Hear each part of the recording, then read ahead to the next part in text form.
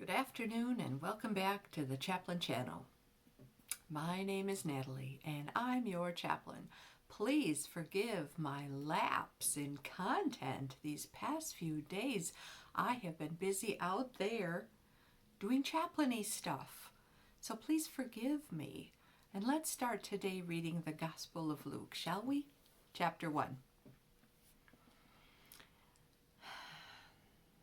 Inasmuch as many have taken in hand to set in order a narrative of those things which have been fulfilled among us, just as those who from the beginning were eyewitnesses and ministers of the word delivered them to us, it seemed good to me also, having had perfect understanding of all things from the very first, to write to you an orderly account, most excellent Theophilus, that you may know the certainty of those things in which you were instructed.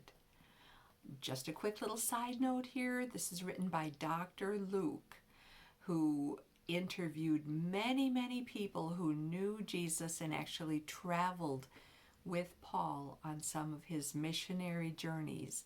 So Dr. Luke is writing to his friend Theophilus and giving him a sure account of all the things that have happened and all the things about Jesus. Let's continue. There was in the days of Herod, the king of Judea, a certain priest named Zacharias of the division of Abijah.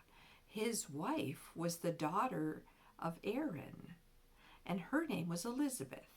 And they were both righteous before God, walking in all the commandments and ordinances of the Lord, blameless. But they had no child, because Elizabeth was barren, and they were both well advanced in years. So it was that while he was serving as priest before God in the order of his division, according to the custom of the priesthood, his lot fell to burn incense when he went into the temple of the Lord. And the whole multitude of the people was praying outside at the hour of incense. Then an angel of the Lord appeared to him, standing on the right side of the altar of incense. And when Zacharias saw him, he was troubled, and fear fell upon him. But the angel said to him, "Do not be afraid, Zacharias, for your prayer is heard, and your wife Elizabeth will bear you a son, and you shall call his name John. And you will have joy and gladness, and many will rejoice at his birth, for he will be great in the sight of the Lord, and shall drink neither wine nor strong drink. He will also be filled with the Holy Spirit, even from his mother's womb. And he will turn many of the children of Israel to the Lord their God.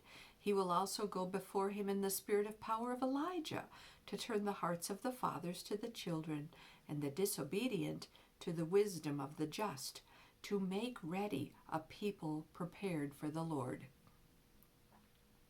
And Zacharias said to the angel, "How shall I know this? For I am an old man, and my wife is well advanced in years." The angel answered and said to him, "I am Gabriel, who stands in the presence of God, and was sent to speak to you and bring you these glad tidings.